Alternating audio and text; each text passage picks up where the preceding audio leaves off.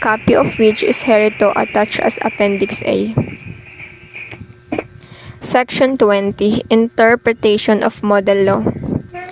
In interpreting the model law, regard shall be had to its international origin and to the need for uniformity in its interpretation, and resort may be made to the Travaux Preparatories and the report of the Secretary General of the United Nations Commission on International.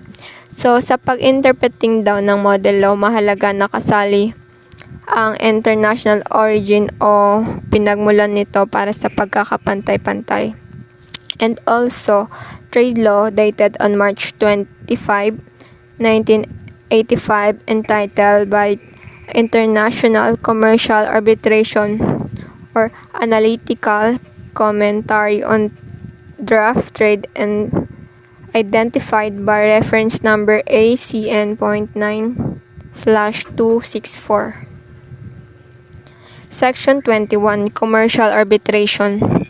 An arbitration is commercial if it covers matters arising from all relationship of a commercial nature, whether contractual or not. So, ang arbitration, commercial daw, ito daw yung nagko-cover sa mga matters arising from all the relationship, whether it was contractual daw or hindi. Ang example ng any trade ay transaction for the supply or exchange of goods or services, distribution agreements, construction of works, commercial representation or agency, and so on. Section 22. Legal Representation International Arbitration. In international arbitration conducted in the Philippines, a party may be presented by any person of his choice provided that such representative, unless admitted to the practice of law in the Philippines, shall not be authorized to appear as counsel in any Philippine court or any other quasi-judicial body, whether or not such appearance is in relation to the arbitration in which he appears. In Section 22, in international arbitration na isinasagawa daw sa Pilipinas, ang isang party daw ay maaaring magharap or mag-present ng kahit sinong tao na kanyang pinili para maging representative niya. Unless daw it was admitted to the practice of law in the Philippines, hindi din dapat allow humarap bilang abogado sa alinmang korte sa Pilipinas. Section 23. Confidential of Arbitration Proceedings. The arbitration proceedings, including the records, evidence, and the arbitral award, ay dapat daw kinoconsider na confidential and not be published except with the consent of the party or for the limited purpose of disclosing to the court of relevant documents in cases where resort to the court is allowed herein. Section 24. Referral to arbitration. A court before which an action is brought in a matter which is the subject matter of an arbitration agreement shall, if at least one party so request not later than the pre-trial conference or upon the request of both parties, thereafter refer the parties to arbitration, unless it finds that the arbitration agreement is null and void, inoperative, or incapable of being performed. Sa Section 24, ang arbitration agreement is magre-request or dadaan muna sa pre-trial conference na hiling ng magkaparehong partido, except daw kapag malaman na ang arbitration agreement is walang bisa. Section 25. Interpretation of the Act. In interpreting the Act, the court shall have due regard to the policy of the law in favor of arbitration, where action is commenced by or against multiple parties, one or more of whom are parties who are bound by the arbitration agreement, although the civil action may be continued as to those who are not bound by arbitration agreement. Sa Section 25, ang korte ang may kakayahang mag-decide para sa ating policy sa batas upang maging maayos ang agreement na pabor sa arbitration. Section 26. Meaning of appointing authority. Appointing authority is used in the model law shall mean the person or institution named in the arbitration agreement as the appointing authority. Sa Section 26, nakapaloob dito na ang appointing authority ay ginagamit sa model law upang pag-usapan ang napagsang-ayunan ng bawat kasapi or kasali dito at para mapag-usapan ng mga pinagtatalunang bagay except they have agreed to a different procedure. Section 27.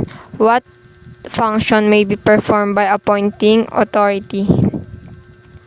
The function referred to in Article 11.3 and Article 3.4, 13.3, and 14.1 of the model law shall be performed by the appointing authority unless the latter shall fail or refuse to act within 30 days from receipt of the request, in which case the applicant may renew the application with the court.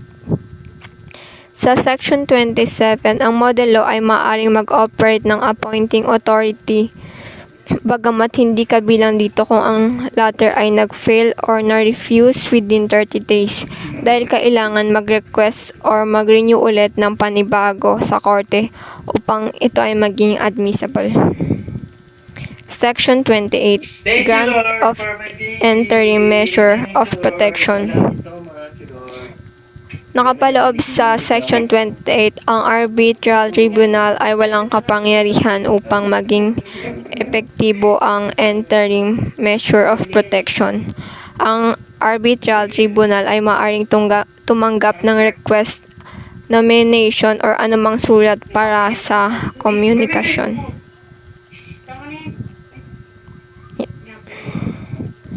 Section 29. Further authority for arbitrator to grant interim measure of protection.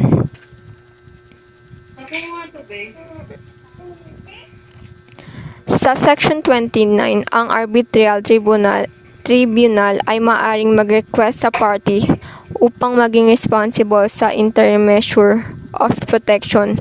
Kung ito ay nakasaad or nakapaloob sa Section 28, Paragraph 2, maaari ding mag-apply sa court ang isang partido para matulungan sa pagpatupad nito. Section 20. Place of arbitration. The parties are free to agree on the place of arbitration. Failing such agreement, the place or arbitration shall be in Metro Manila.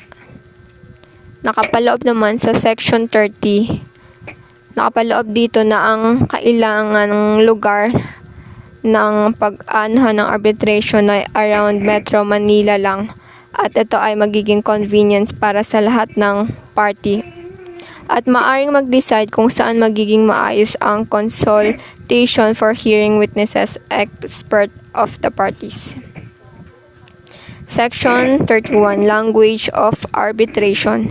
The parties are free to agree on the language or languages to be used in the arbitral proceeding.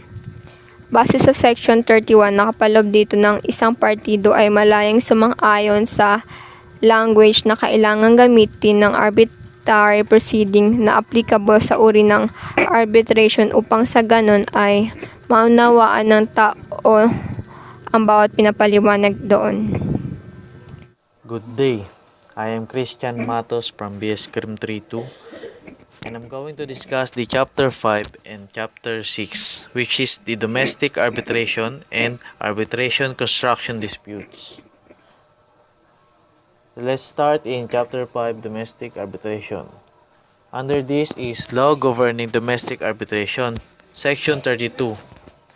It says that domestic arbitration shall continue to be governed by Republic Act Number 876, otherwise known as the Arbitration Law. As amended by this chapter, the term domestic arbitration is used herein shall mean an arbitration that is not international as defined in Article 3 of Model Law. Sinasabi nga nito na Ito ay patuloy na pinamalaan sa pamamagitan ng Republic Act No. 876 na kilala bilang Arbitration Law, ang kung saan nagbibigay daan sa malawak na interbensyon ng mga korte. Ang term nga na domestic arbitration gaya ng ginagamit dito ay ng mangangahulugan ng isang arbitrasyon na hindi international gaya ng tinutukoy sa Article 3 of the Model Law. Next is applicability to domestic arbitration, Section 33. Article 8 to 32 of the Model Law and Section 22 to 31 of the preceding Chapter 4 shall apply to domestic arbitration. So, yun nga, as you can see, this containing many articles that supports its applicability to domestic arbitration. Let's proceed in Chapter 6, Arbitration of Construction Disputes. Arbitration of Construction Disputes, Governing Law, Section 34. The arbitration of construction disputes shall be governed by Executive Number 1008, otherwise known as the Constitution Industry Arbitration Law. Dito nga nakapaloob kung ano nga ba yung mga construction disputes na sinasabi sa governing law. May papaliwanag pa natin yan sa susunod na topic natin, which is the coverage of the law, Section 35. Construction disputes which fall within the original and exclusive jurisdiction of the Construction Industry Arbitration Commission shall include those between or among parties to, or who are otherwise bound by, an arbitration agreement, directly or reference whether such parties are project owner, contractor, subcontractor, quantity surveyor, bondsman, or issuer of an insurance policy construction project. Ito nga ay patungkol sa construction in terms of contract, contractor, manpower, and regarding sa pagbibigay ng disposition. Yun yung mga ginagamit dito na construction of law na tinatawag natin.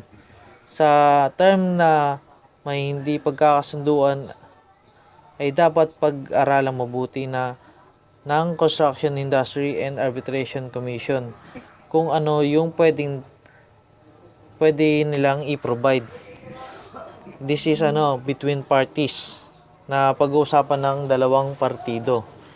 The Commission shall continue to exercise original and exclusive jurisdiction over construction disputes, although its arbitration is commercial, pursuant to Section 21 of this Act. Regarding this matter nga, kailangan talaga ng mabusising pag-aaral. Dahil hindi pwedeng basta-basta mag-construction sa isang lugar. Dapat coverage nito ng batas kung ano yung mga kailangan na papeles. Next is authority to act as mediator or arbitrator, Section 36. By written agreement of parties to dispute, an arbitrator may act as mediator and mediator may act as arbitrator. The parties may also agree in writing that following a successful mediation, the mediation shall issue settlement agreement in form of an arbitral award. Sasabi dito ng arbitrator nga pwedeng maging mediator, yung mediator pwedeng maging arbitrator, na pwede silang magpayo sa iba. Kapag magkasundo na yung dalawang partido, magkakaroon sila ng settlement agreement. Yung both parties ay magkakaroon ng award na tinatawag at magkakaroon ng benefits ang isa't isa. Next is appointment of foreign arbitrator, Section 37. The Construction Industry Arbitration Commission, which is the CIAAC, shall promulgate rules to allow for the appointment of foreign arbitrator or co-arbitrator or chairman of tribunal a person who has not been previously accredited by CIAC, provided that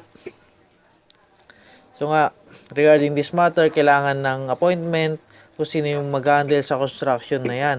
Tinatalaga yung mga area supervisor, sino ba yung mga area coordinator, maglalagay ng rules and regulation patungkol sa construction. So, letter A is dispute is a construction dispute in which one party is an international party. Letter B is the person to be appointed agreed to abide by the arbitration rules and policies of CIAC. Dahil nga maraming foreigner dito sa ibang bansa na gustong mag-construct ng ng mga building, kailangan marunong rin silang sumunod sa rules and policies ng CIAC, which is the Construction Industry Arbitration Commission, para wala silang problema. And letter C, she is either upon the nomination of the international party, or she is the common choice of the two CIAC accredited arbitration first appointed, one of whom was nominated by international party. Letter D is the foreign arbitration shall be different nationality from international party. Kapag nagkaroon ng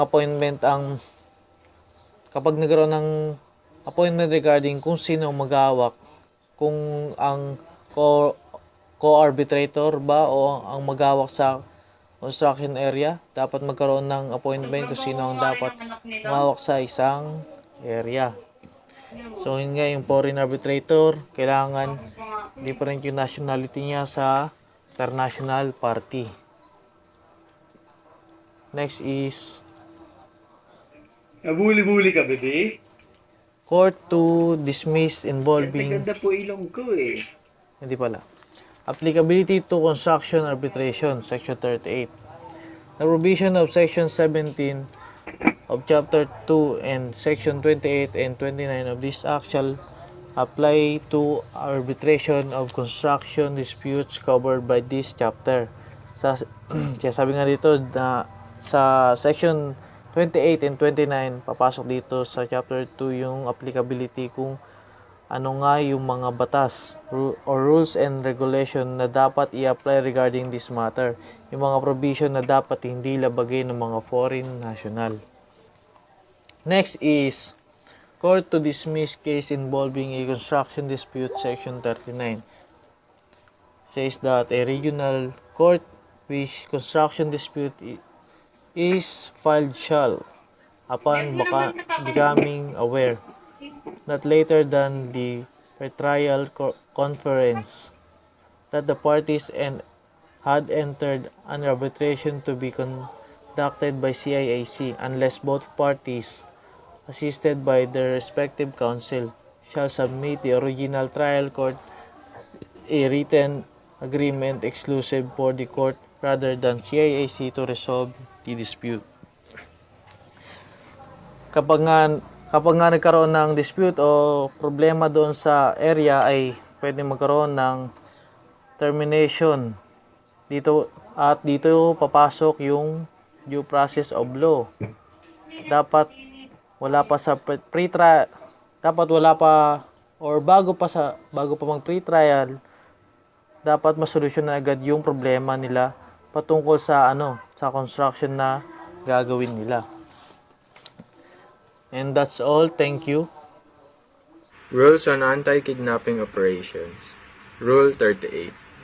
The Anti-Kidnapping Group, also known as AKG, is the PNP's lead unit in the conduct of anti-kidnapping operations, which operates in close coordination with the local police units or other law enforcement agencies in the community.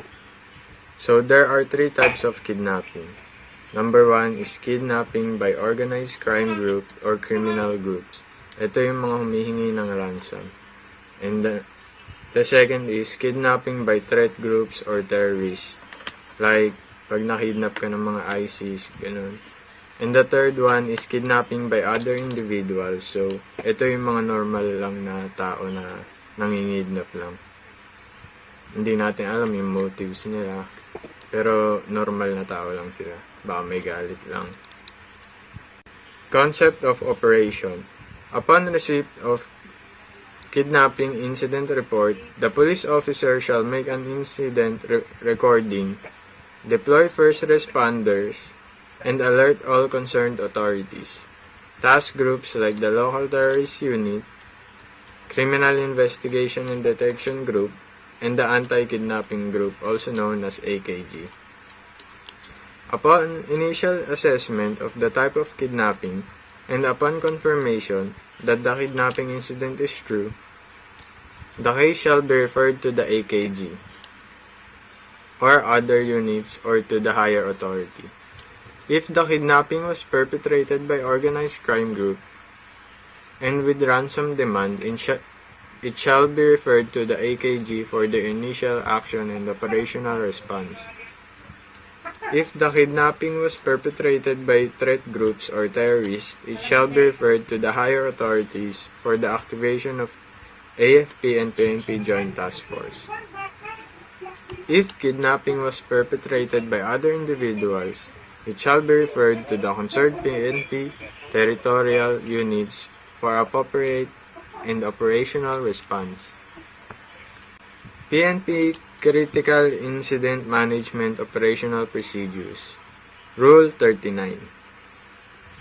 As a matter of policy, human-induced man-made critical incidents are the responsibilities of the National and Local Peace and Order Council, also known as NPOC, while natural calamities and disasters are the responsibilities of the National and Local Disaster Risk Reduction and Management Council, also known as NDRRMC. Types of incidents. So here we have two types of incidents: natural disaster incidents and man-made incidents. So let's begin with man-made incidents. Incidents like abduction involving prominent personalities such as national and local government officials, foreign nationals, religious leaders from various religions, and personalities whose involvement in incidents may result in controversies. Incidents involving national security such as attacks on vital installations, communities, and permanent personalities. Jailbreaks, heinous crimes like assassinations, robbery hold-up, election-related violence, surrender of enemies' personalities, and notorious criminals wanted by law, and other similar man-made critical incidents. So, natural incidents.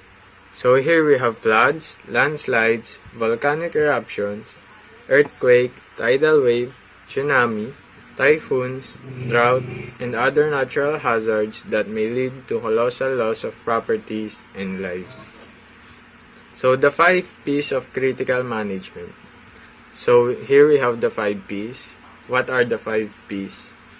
So the first is predict, the second is prevent, the third is prepare, the fourth is perform, and the fifth is post-action and assessment.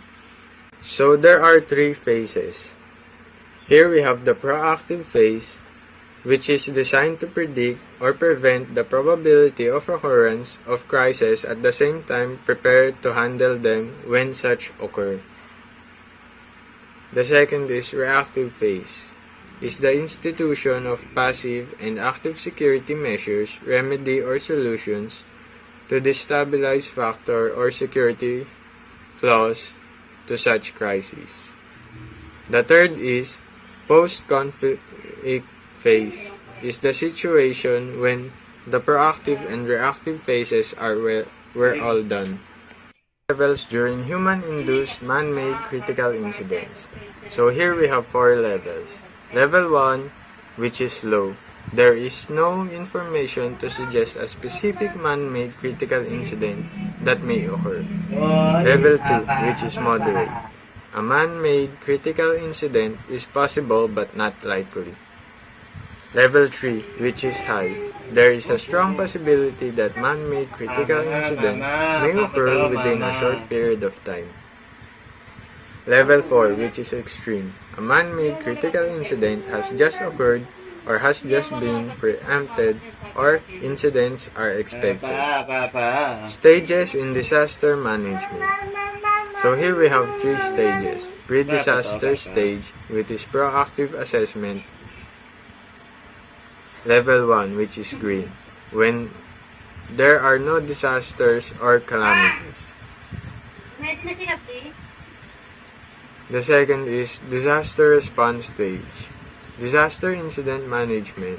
Level 2, which is red, when there is an official forecast of an incoming natural disaster in the country and when an unexpected natural disaster suddenly occurs in the country.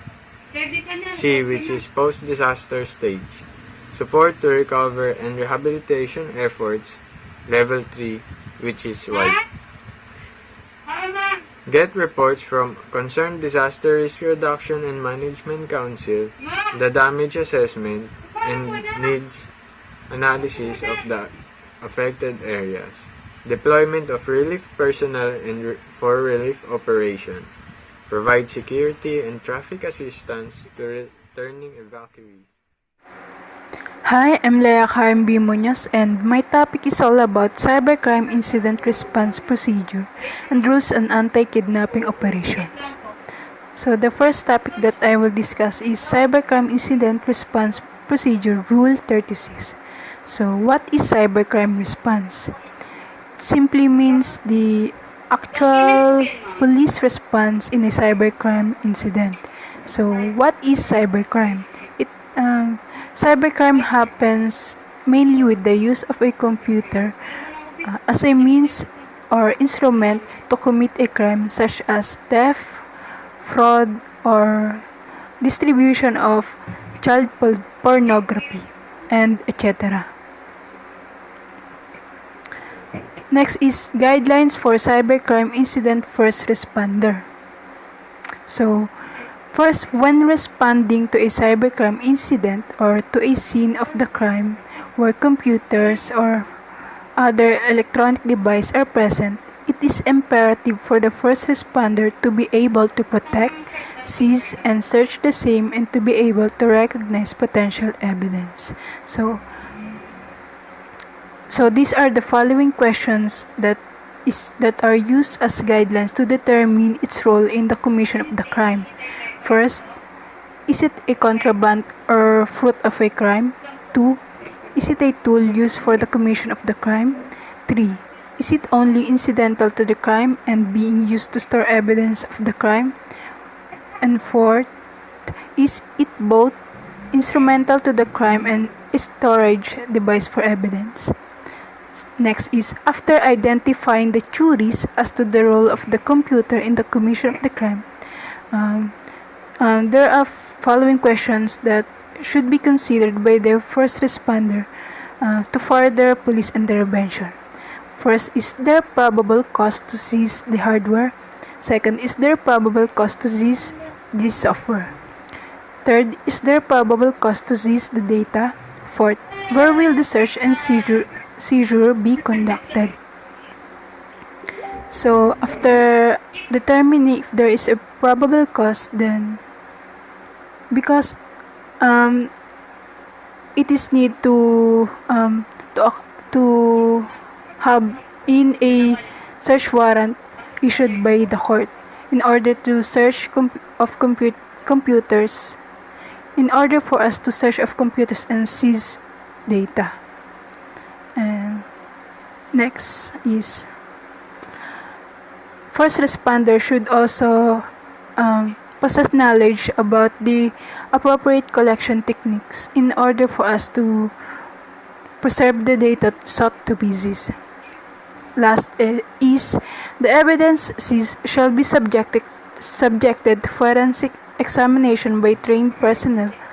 The result of the forensic examination as well as the testimony of the forensic expert shall be made available during the trial. So, dito naman sa search and seizure of computer, if na-determine nga yung computer is used as a means to commit a crime, then these are the following guidelines that are used in conducting search and seizure. First, secure the scene. Second, secure the computer as evidence. Third is for standalone connection or single area connection computers, non-network. Consult a computer specialist. And the last one, for network computers or business computers, consult a computer specialist for assistance. And second, do not immediately pull the plug to prevent severe damage to the system, disrupting the legitimate business and possible liability of the officers. So, aside from computer, pwede po ba, included din po ba dito yung as an instrument yung other electronic devices? Yes po. So, the other electronic devices may also contain viable evidence, but it can only be accessed. Open ka mga ako ng iba. Monitor ko lahat kayo dito. Guys, pag nag-go off cam kayo, alam ko na yan. Ginagawa niyo dyan.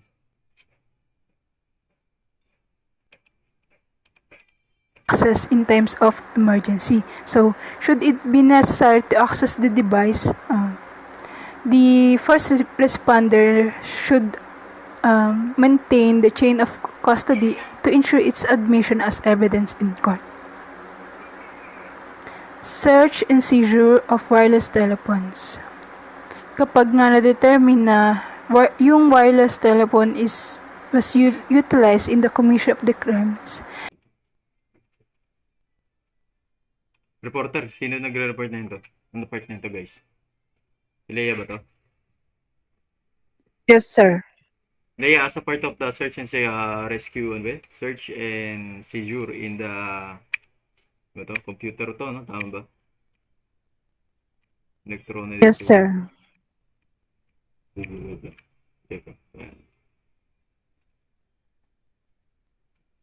If I'm a police officer, Leia, no? If you are a police officer and you conducted pornography, no? Yung sinasabi nyo kanina na pornography, tapos pumunta ka doon sa area, no? Meron kang search and seizure computer, meron kang search and seizure or warrant na tinatawag natin.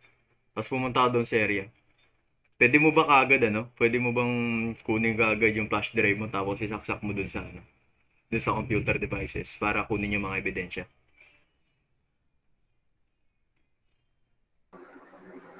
Sir, pag dyan sa search and seizure, parang kailangan mo po muna ng parang may kasamang witnesses po, sir. Pag para before mag-search and seize ng mga ng mga data na yun. Tapos, and since parang kailangan din ng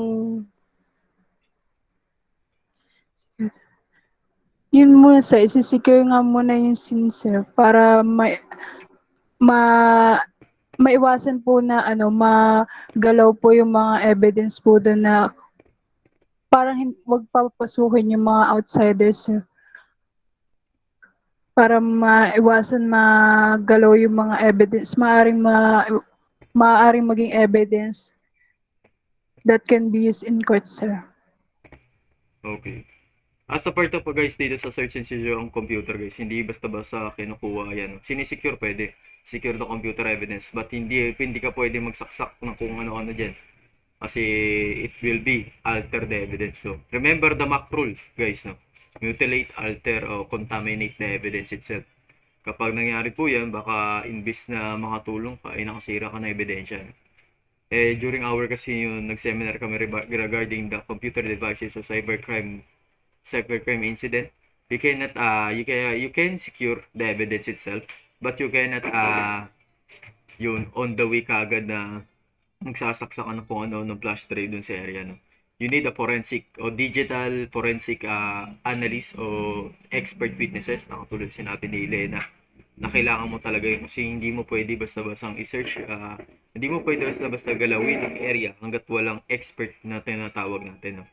Even though you are an expert, you even though that you are police officer that conducted in the area or you are NBI, no? You need to be you have to be specific. Pero meron tinatawag tayo guys na exception to the rule, no? Kung sabihin natin ongoing yung pornography na nangyayari dun sa area, there's an exception to the rule. No? Pwede natin kung para ma-retrieve ka agad yung evidence, no? Kasi mapawala ka agad, no? Pwede gawin yung guys. No? There's always an exception to the rule. Diba? Lahat naman sa batas natin. Kung merong bawal, meron din exemption to the rule. Okay, i-stop muna natin dito guys, no? Please open cam na iba.